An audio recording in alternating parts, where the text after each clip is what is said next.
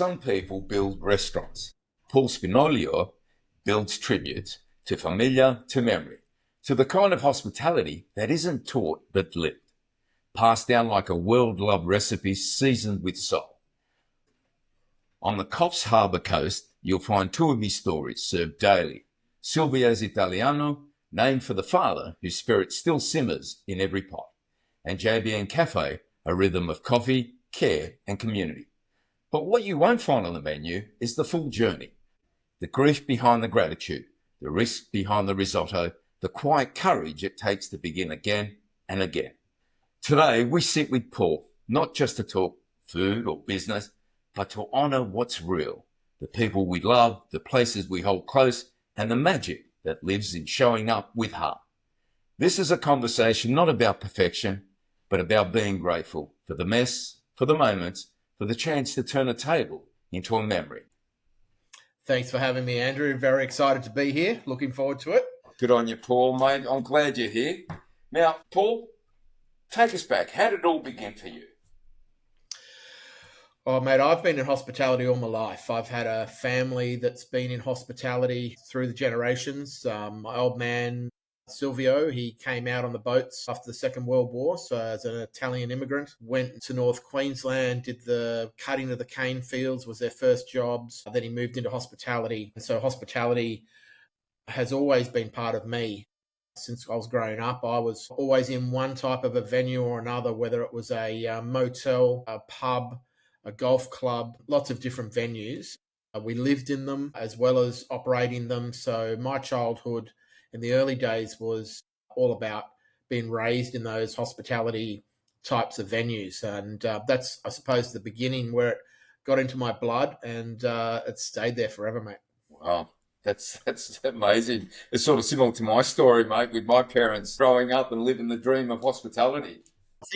I think that's something that happens to all of us, mate. When we are, as the immigrants come and they fall into the culture of Australia and learn that culture and become part of it and bring their culture with them to form part of Australia's culture, we grow up in that and we learn those different aspects of it, and then we obviously hand that down to our children as time goes by. Yeah, no, that's so true.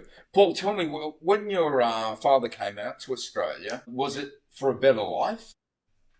Yeah, mate. The stories that he tells me, or told me, he's passed away now. He would often say that, during the war, it was a very, very tough time after the war as well, trying to put food on the table. They were in a very poor situation. His family was quite stable, and I was going to say the word well off then, but I don't know if that makes sense after what I just said. But, his father was part of the government, and he was so well-to-do from that point of view. But he always told the story of after the war, it was a very tough time. They would struggle to get food. Food was very regional. Like the typical Italian story of the North was known for this particular food, the South was known for that particular food. And the food stayed in those regions in those times. It didn't travel between, and that's so they ate the same thing all the time, and they struggled to put food on the table. So for him, it was about opportunity, about a new life. He was a twin. He was an identical twin. So his identical twin, Gabby, he stayed in Italy. And his sister Ada, they stayed in Italy, and his parents obviously stayed in Italy as well. So he was the one that left. He always says that it broke his mother's heart when he left to come to Australia and create a new life. But I've been very fortunate to go out and visit them when I was younger, and Ada and her children have come out to Australia and met the family over here. So times got a lot better, but they were certainly tough in those early days, mate. It sure sounds like it. Like my parents, mate, they came out for a better opportunity and to survive because of the hardships that were present in their day and age. The stories you hear, and I mean, without getting too graphic, some of the things they used to eat and what they'd catch on the street, and just to survive in those war times was pretty dramatic, and I think it would be pretty hard to take. Yes, it would be, mate. Well, we live in better times, and we're grateful for that. Certainly are. Very grateful. Now, Paul, what's your first memory of food? It's funny. that you asked that, actually, mate, because I'm actually not someone that remembers a lot of my early childhood, but there's some things that really do stick out. And one of the things that sticks out is food. And, because I was raised in an environment of hospitality venues, one of those early childhood memories for me was we would be living in a motel, and it was that style of motel where you'd cook breakfast for the guests in the morning, and there'd be the a hole in the wall to the motel room and a tray. You'd slide the tray in and for breakfast. And so I used to wake up early and probably annoy the living daylights out of the parents. So the old man used to say, "Go and help the kitchen. Go and annoy the people in the kitchen. Leave us alone." And so I'd go down to the kitchen and help them. And so earlier, the chef would turn up at 5 a.m. and I'd be in there and I'd just want food. So he knew to feed me straight away. Yeah. I was a food baby, mate. The moment you fed me, I was happy. And nothing's much changed, by the way. Clearly, I'd go in there. I've probably eaten more eggs in my life than most people have. And he'd be cooking me eggs and he'd be making me taste everything. Dad used to say to him, make him taste everything. Don't ruin him either. Don't go cooking a steak for him that's well done. Make sure it's blue, and make sure his eggs are runny, and all of those ways that Dad used to like to eat his food was how I was raised to enjoy food. So that was really my early memories of food, being involved in a kitchen. I certainly wasn't cooking or doing anything like that. I was probably standing around getting in the way and annoying them. It was my first memory of food early on. And with the food memory that you have, what do you associate? Familiar? Like, is that really? I'd say happiness and what's the word? Joy. Mm-hmm. Food for me, I don't. In hospitality, how we scoff food down all the time because we're always on a run. We're moving quickly in a restaurant and a cafe, and we don't, not like the rest of the world where they go out for their half-hour breaks or hour breaks. We just don't get that in hospitality because when everyone's in for lunch is when we're busy. And so we scoff food down. I really dislike eating that way. For me, food is about enjoying it, taking time, the food being cooked slowly. For me, there's nothing better than seeing a 8-hour slow cooked lamb shoulder or a beef brisket and turned into a dish that you then sit at the table and graze over with some other dishes as well, as opposed to a plate of food that you would just sit there and eat. Can be beautiful, can be delicious, love it still. But for me, it's about that real enjoyment is that extended period of time, talking to your friends, chatting to your family, whoever's there sharing that moment with you and enjoying that food. So it brings that happiness and joy to you whilst you're enjoying it. They're definitely precious moments, aren't they? Oh, they're the ones. I think that's why Christmas and celebrations are so memorable, because we tend to do that. A lot of cultures tend to do that, but when you have those special moments and celebrations, we don't rush things. We take our time. We celebrate with each other. We enjoy each other's company. We graze over the food. We talk while we're making it. In any culture, you like to give each other a bit of a hard time. And, this pasta, I cook this differently. What do you do? And all of those conversations go back and forward between the families. And they're the times that I really enjoy.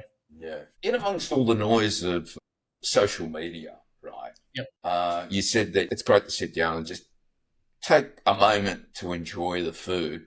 Like, how do you switch off from the noise, the surrounding noise that we get bombarded?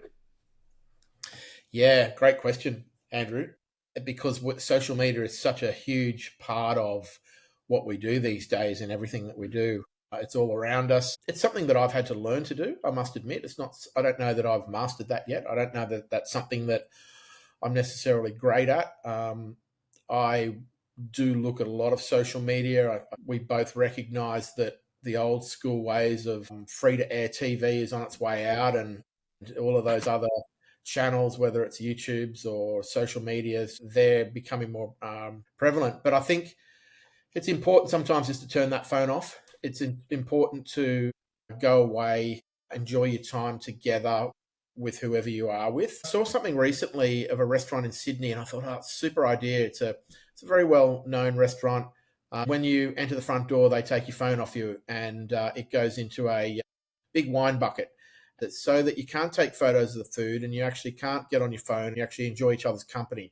And I thought, wow, that's really, first of all, courageous of them to do that, but fantastic because they really recognize the importance of connecting, that connection with each other and sharing those moments and being grateful to have that time with each other as opposed to being on their phones. So, and being on social media. So I think, social media has a great, important role to play, but also I think we have an important role to play in getting off it and making sure we do get that balance of life. Yeah.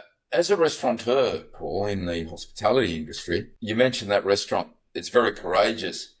Do you think in the future more and more restaurants will be doing that because the rarity of that connection will disappear because everyone is more engaged in the screen rather than the human persona? Look, I think, will it happen more? I'm not sure. I think because social media is becoming stronger and stronger, I don't know whether it will happen. I'd love to see it happen. I think one of the most frustrating things as a restaurateur for me these days is customers that come in whom want to eat and be served very, very quickly and leave. It's not really a dining experience for them. It's just a feed me and go. I do find that a little bit frustrating because I want them to enjoy the environment. I want them to enjoy the vibe, and the experience is obviously the total package of everything, not just the food, but the service and their company and the people that they're speaking with. But I think in this day and age where people are used to experiencing things a lot quicker, that's going to be the challenge moving forward. So I'd love to see phones disappear before entering a restaurant, but I'm not so certain it'll happen, mate. Yeah. You said that you'd like some of your customers not as a grab and go, right? Because of time restrictions, you want them to enjoy the experience. Is there a way that you've done that in your restaurant, or you're trying to do it just to slow them down a little bit and to enjoy your hospitality? Yeah, look, better than anyone. It's all about reading the customer when they arrive and of course, building rapport and trying to what I talk about connecting with people, having a chat to them. You can pretty well work out very quickly whether they're there for the experience or whether they're there for in and out. So I also think it's about, again, getting that balance right and making sure that what we're providing for them is something that they're happy with. So if they are in a hurry, because there might be kids at home, they may have left the kids at home with a babysitter for the first time or the grandparents for the first time, and they're worried and it's a date night, but realistically they just want to get home and make sure everyone's okay. So we've got to acknowledge that, accept those types of reasons and work towards them. But for me, answering that question, mate, it's all about connection. It's interesting. The other day, I was down in my cafe and there was a customer I hadn't seen for a while, and he was sitting there by himself, and I thought I'll go and have a chat to him. I haven't had a chat to him for a while, and an hour and a half later, and the stories that he told me about where he came from and what he'd done with town planning and what he was working on still, even though he's retired, and where he believed the town could benefit from environmentally and from an exercise pathways. And, it was fascinating chatting to him for that hour and a half. And I came home that night and said to Dale, you know what? Sometimes those connection pieces, those efforts that you make just to talk to people are the most satisfying part of what we do, because you don't really hear that unless you make the effort. No, that's so true, Paul. But I've always said connection is our currency, and you typify that straight away by connecting with that customer.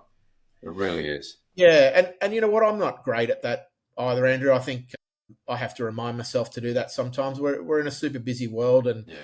there's always 100 things in my day to do. So I have to tell myself to actually slow down sometimes and make sure I am connecting, because at the end of the day, that's what it's all about, isn't it? It is connection, yeah. To find balance between that, our headspace and the customer, isn't it? Yeah, and I think someone we both know once said to me that, if you just put that off for an hour, is it going to be the end of the world? Yeah, exactly. Probably not. So how about spending that time connecting and then get back to that job a little bit later? So true, so true. So tell me, how did Silvio's become? Ooh, that's a decent story. I went through I went through a divorce and relationship breakdown. There was a fair bit of back and forward with what was happening as part of the financial settlement, and that really rocked me. Actually, going back a little bit, mate, the divorce, the relationship breakdown was my moment of real hardship, toughness, broke me, wasn't something that I saw coming, wasn't something I expected, and it really shook me to the core. But what that did do was it made me reassess, and it made me go, what do you really want to do with your life? What is it what makes you happy?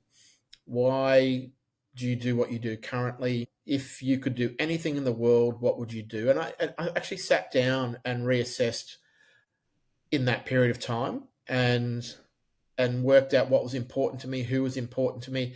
And running a restaurant was something that I'd always wanted to do, running my own. My hospitality background, I've spent a lot of years in the casino world. I opened up Star City in Sydney, the first one, which was Sydney Harbour Casino on the Finger Wharf before it became Star City.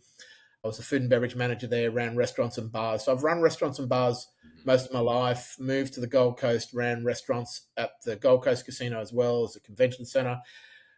I'd run restaurants, but I hadn't run my own with my own money behind it, making the decisions with your own money. I was always using someone else's money.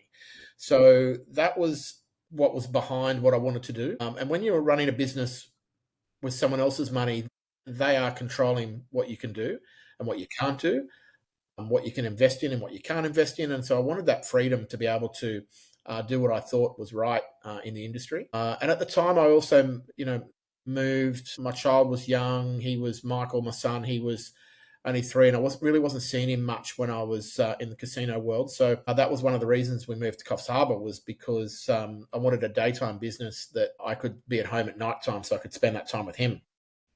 But then when the relationship breakdown happened and I really wanted to open my own restaurant, he was my first concern. He was when I sat down and went, what do I want to do? And then I thought, hang on, there's other people involved here. If I'm at work every night, what does that mean for Michael? So I sat down with him and said, look, this is what I want to do, mate. This is what I've always really wanted to do. How do you feel about that?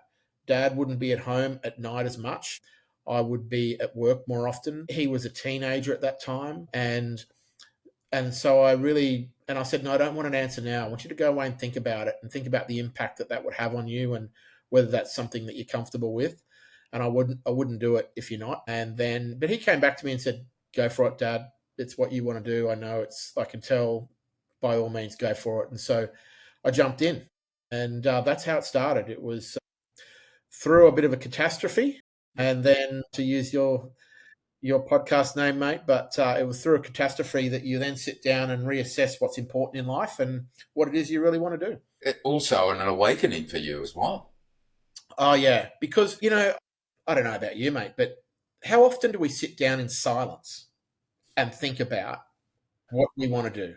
How often do we sit in complete silence with no one else around us and go, are you happy? What makes you happy?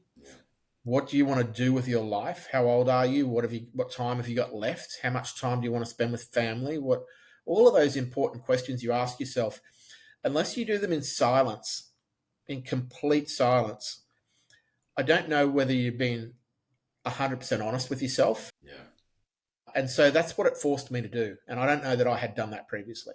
Oh, it's powerful questions to ask oneself. It really is. And sometimes you don't like the answers either. Sometimes the answers can be a little bit confronting, and you realise you've got to do a bit of work yourself and on yourself. Very, very strong words. So you went through your divorce, you had this awakening. Did you, straight off the bat, say, I'm going to name it after my dad? I thought long and hard about that.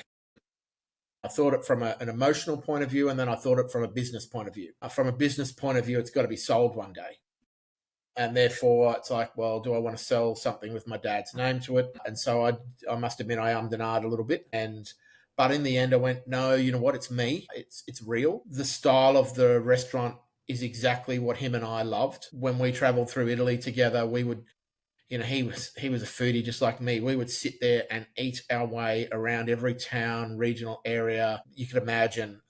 So for him and me, it was about kicking back, relaxing, enjoying a red wine, eating beautiful, fresh ingredients, putting on a lot of weight at the same time, unfortunately. That was what we loved doing together. And just spending time next to each other. We had very similar personalities. So It was, in the end, I went with naming the restaurant after him. Silvio's. I couldn't just name it Silvio's. I had to name it Silvio's Italiano because there is a big company out there, pizza company that's the number one in Australia that still owns the name Silvio's. Before they were Domino's, they were actually called Silvio's, and so they kept that name and have continued to keep that name. So it had to be called Silvio's Italiano. So that's where it originated from, the name. What a journey, though, Paul. Eating your way through Italy with your dad, that's a beautiful adventure and a cherished memory as well. Yeah, and it wasn't just Italy; it was everywhere we went. We travelled Hawaii. We went to lots of places, but it was just what we enjoyed doing. And we would kick back and just watch, and people watch and observe and talk about menus and food. And what was interesting for me, mate, I never learned Italian. He would never teach me Italian. When he came out to Australia, he had that philosophy that I'm an Australian now. I've immigrated. I'm an Australian. I need to completely immerse myself in the Australian culture, and my children will be Australians. And so, as much as he could speak 6 languages and English very poorly, but you've never seen a man do a crossword puzzle quicker than Dad do one. I used to look at him and go, "You hardly speak English, yet you can punch out a crossword puzzle like 5 minutes." And I'm looking at it going, "I've got no idea what the answer is to that." And he'd look at me and go, "Oh, you learn nothing at school these days." But so, yeah, it was always a good time, us going around and experiencing the foods and the cultures. What were some of the languages that your dad spoke? Being from Europe, he spoke French, Latin, obviously Italian, Spanish. His father was working in the Italian consulate in Syria. Dad was born in the Italian embassy in Syria. And so back in those days, Syria was a safer country than what it is now, and not as war-torn as it was. Because his dad, Natali, was worker in the embassy, that's where he was born. As a result of that experience of moving around between embassies, he learned a lot of languages. I wish I knew more languages. So do I. You're never too old to learn, are you? That's exactly right. Never too. Do you have a secret behind good food? Is there a secret that you... Let me think. Look, there he is. Is it technique, ingredients, or something deeper for you? For me, it's love. I mean, Yeah. Yes, technique is important, but you know what? You can get technique 100 really wrong and still have beautiful food. Yeah. So technique's not the most important thing. Technique just makes it maybe look a little bit more beautiful. Yeah. Fresh ingredients is crucial. I mean, like with any culture's food, fresh ingredients. Over the years, I think sometimes we've overcomplicated food. And when you break it down to the basics of fresh ingredients put together well with love, that is when you get the best food and the best outcomes and dishes that people really enjoy. I mentioned earlier about cooking slowly. In Italy, whenever we make the base of a tomato sauce, we start with a sofrito, which is onion, garlic, celery, carrot, and I think the French call that a mirepoix, and they use butter as the base of theirs, whereas the Italians use extra virgin olive oil. Yes. Now, if that's cooked slowly and over a period of time, you've got a foundation for good food, and you just try and make it quickly. It doesn't taste as good. Time, I think, is important. Love, care, fresh ingredients. Definitely. I hear the passion that you have with the whole story of Silvia's Italiano. That passion, how do you put it onto your staff? How do you convey that feeling that you have? Yeah, that's something that I've had to learn to be better at, actually. I don't know whether you've experienced this, Andrew, but with your ventures, that sometimes I feel like I will have explained something to a team member once, and then they know it, and therefore they understand it, and therefore they will have that as part of their belief system or whatever it might be. But one of the things I've learned is I need to repeat that message multiple times, so for it to be ingrained. And so, for example, for me now, before I start every meeting, before I start every discussion, kitchen discussion, menu change, team meetings, I always start with what is the most important thing is we need to get authenticity correct. It must be authentic. I don't want it done shortcut ways. I don't want it done cheaply. I want authentically done. Because if it's done authentically, uh, it will taste better. It will take longer to make. So they can't do the shortcuts. Yeah. Ends up better on the plate and people love the food better. So that's the message I have to try and get across more frequently than I probably have done in the past. Yeah. Well, it sounds like what you're saying, making it authentic, is pretty much your identity, isn't it? You being very authentic and open and vulnerable. I think it is. I think it's really important. Mm. Look, mate, you know what it's like in Australia. We've got pineapple on pizzas, and we have, we'll make a carbonara with cream, or there's the Australian way of doing things. And, I've certainly had my fair share of customers that have come in and said, that's not a carbonara because it doesn't have cream in it. And I'm like, oh, you don't want to make someone sound like they don't know what they're talking about, but where's that balance of, oh, okay, I'm sorry you didn't enjoy that. Let me, can I make that for you again, or can I offer you something else, because that is the way we make our dish. And so there's that aspect of authenticity that sometimes the Australian way won't understand. Yeah. So we've got to get that balance right. We've got to certainly take that into consideration. But at the core and the foundation still is authenticity. It sure is. Now, moving on from Silvio's Italiano, you also have a cafe. Yes. And JBN. How did that come about for you? Well, that was the cafe that I purchased with my ex-wife back when I wanted to get out of the casino world. When I wasn't seeing my son, he was 3 years old. I wasn't home at night. There was one particular day in particular I remember. I'd worked from like 6 a.m. through till 10 at night, and my boss said to me, "I'll see you tomorrow at 6." And I remember thinking to myself, I'm not going to see my child. He's a boy. You know what it's like, us men and boys, we bond. We like to spend time together. He was only 3, but we still like to do it. Yeah. And it was a defining moment for me, and that's what made me go, it's time to look, it's time to move. JBN Cafe, and JBN stands for Just Be Nice. That was the name of the business when it was purchased, and there was a really good owner prior to me that had that. I came down and looked at that business multiple times before making an offer to purchase. Looked at the town, looked at the people around, and just to see whether it was an environment that I'd be happy in. How long have you had the business for, Paul? 20 years this year, actually. Coming up to 20 years. It's been a journey. Yeah. There's been a couple of refits in there, and doing a complete refit, rebrand of that again very soon. It sounds exactly my journey as well. It's been 20 years since we've had Cafe Luro. Similar journeys, mate. I love looking at your socials when they come through, because I find that that whole Lura is such a beautiful part of the world in the Blue Mountains, and it just looks so peaceful and elegant. And inside your venue I just love it. I love everything that you do in there, and I love your authenticity about it. The fact that your family's involved, it looks like it's a beautiful business, mate. No, thank you for that, Paul. We have to be authentic and true to ourselves. Yeah. Is there one lesson that your father taught you that still lives in the way you serve? I'm going to say connection. Mm-hmm. But I didn't actually pick up on it in the beginning. I don't know that I was smart enough to pick up on it in the beginning.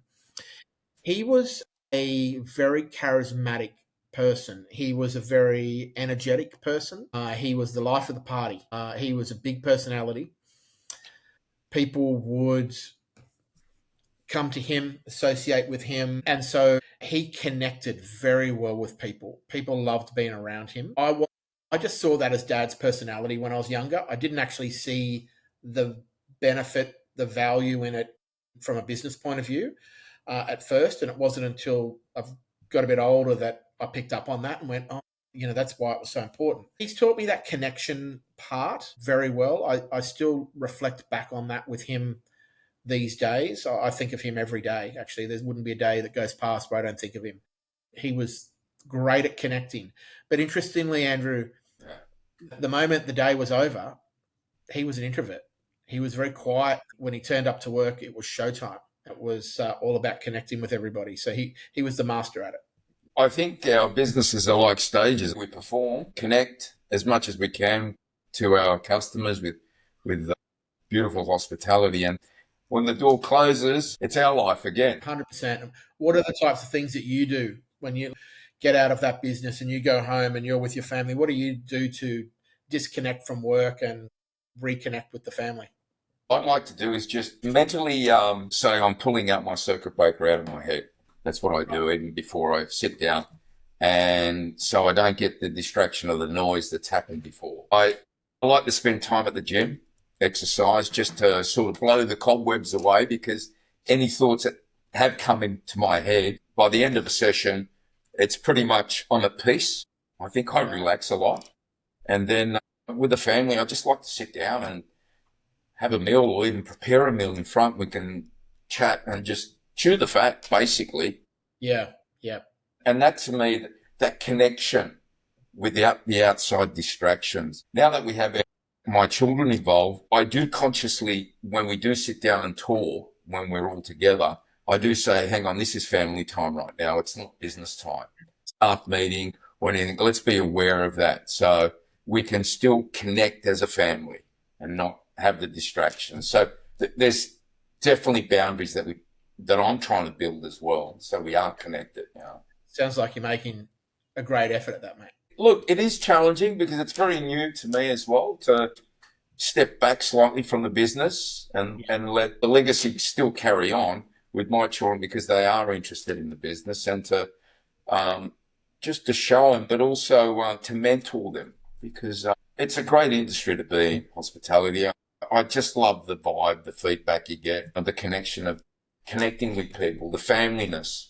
The hospitality, we call it philoxenia, the Greeks call it, where, everyone comes into your business, you want to treat them as a friend, sit down, let's have a meal, let's chat, chill, and just enjoy it before you go out into that world and get bombarded with the noise. It's a great way from getting away from all of those pressures and stresses of life is go to your local cafe, your local restaurant, relax and enjoy yourself. We are like a sanctuary, I believe, in the modern world. It's an opportunity to get away and really wind down a little bit when you go to a restaurant. No, truly matters, yeah. So tell me, the success that you've had with your businesses, has it brought healing to you?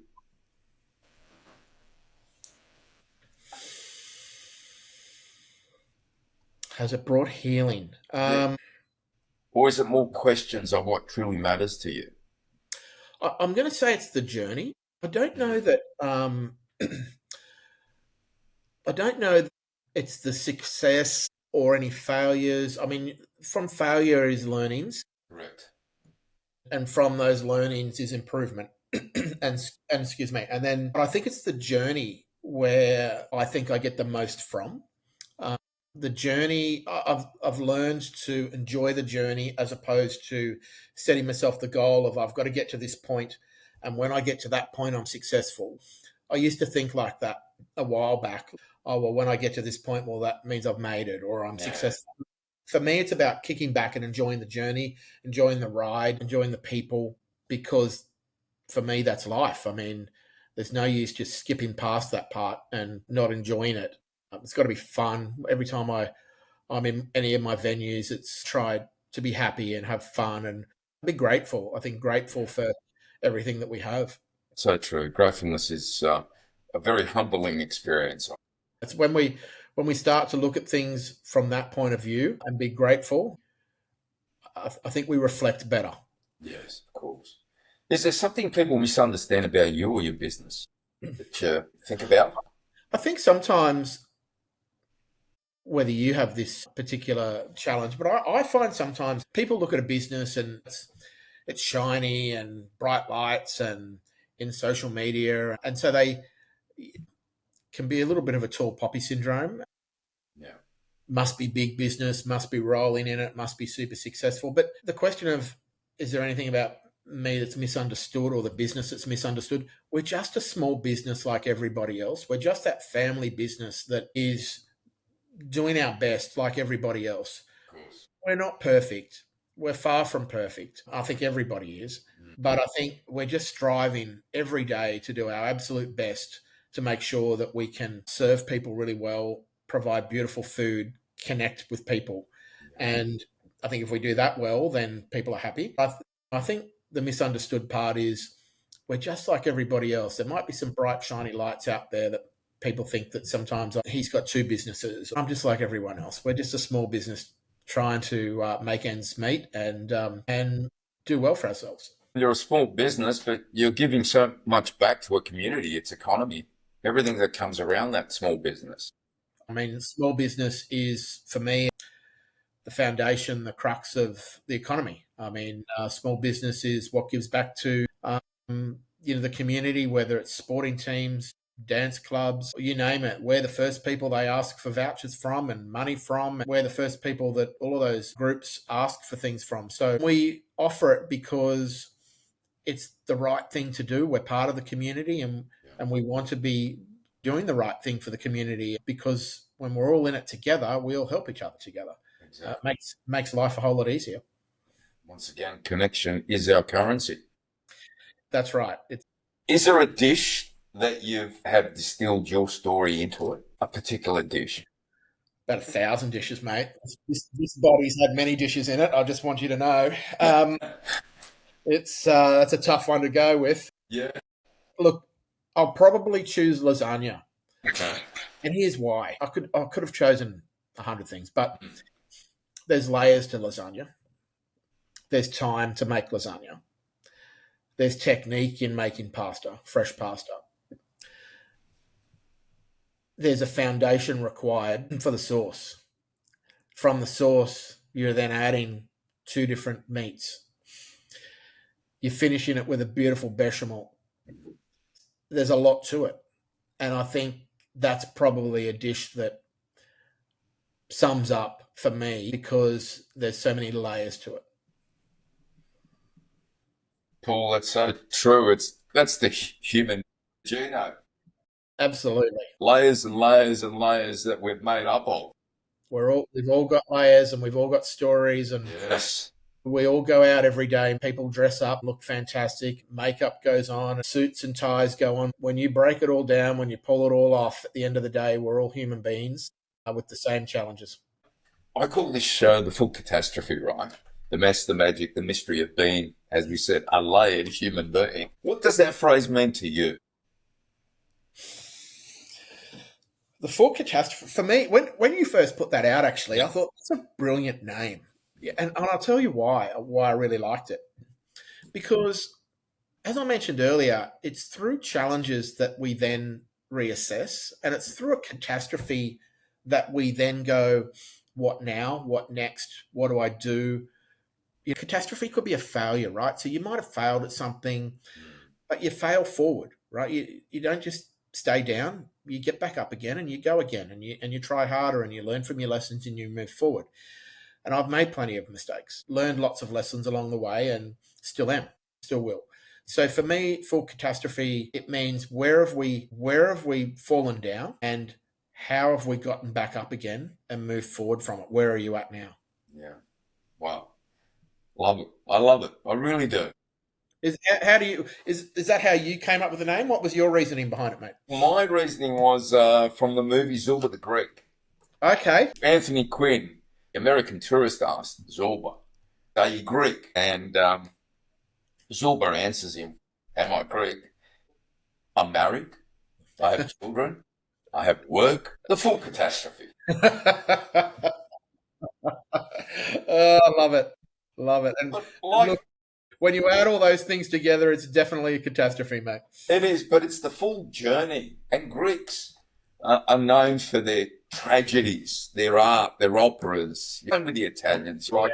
Yeah. It's the full circle of being a human, whatever you face. I think that sums up all of it, all of our journey of life, because it's ongoing. It never stops. It's just round and round a catastrophe. Yeah. It's interesting because, we've got some common friends that have younger children, and I listen to their stories at the moment, and I have a little bit of a chuckle to myself, because they were my stories a while back. Yeah. Now that my children are older, in their 20s, and so are yours, and that part of life has moved on, but I still remember those days. Those days were a huge challenge of trying to get the kids to school and trying to get them out of bed, and where'd they leave their shoes, and I forgot my homework, and the dog ate this and that, and the full catastrophe. And I have a bit of a chuckle to myself every time I hear it, because I thought, oh, those days, they were a while back, but I still remember them very clearly. Now, the future for you. Have you got things in the pipeline that you're working on? I'm working on pasta sauces at the moment. I've got a few things happening, but pasta sauces is my number one goal at the moment. We often get asked in the restaurant for our sauces, and in the past we've always just put them in a takeaway container, sold them that way, and I thought, you know what, it's time for us to become a little bit more professional, and this is probably the moment for me to make my dad proud if he was alive. I've named the sauces after him, so they're Silvio's pasta sauces. I've got a range of 4 or 5 coming out. It's all about the authentic sauce, how it originated, how it's made, the time it takes to make it, the flavors. And I really want to get them into the supermarket range, because I believe there's a lot of product in that supermarket range at the moment that's very artificial. Yeah. It's pretty exciting times. It's a journey to go through the whole understanding how the supermarkets work and the margins they need and the type of labeling required and the packaging required and the documentation of where the packaging comes from, all of that, which I won't bore you with. But so there's a bit of a journey there and a bit of hard work, but I've never been scared of hard work, mate. So I'll have a crack at it and give it a go. Sounds very successful, that it will be. Tell me, will there be a photo of your dad on the label, like Paul Newman? There is, mate. There is a photo of Dad right smack bang in the middle of the label, and so it's very him, all about him. I look forward to those sauces, Paul. I think it'll be great, mate. Just to add to your successes. That's fantastic, Paul. Well, Paul, thank you so much for being a guest on the Full Catastrophe. I hope you've enjoyed it, and thank you for being vulnerable as well. It's been a pleasure. Thanks for having me on. I always enjoy chatting with you. We can speak for hours. Well, and I look forward to us catching up again next time. But I wish you and this podcast the absolute best. I know you're going to discover some really interesting stories of people out there, and I wish you the very best, mate. Well, I appreciate it. Thank you. Thank you.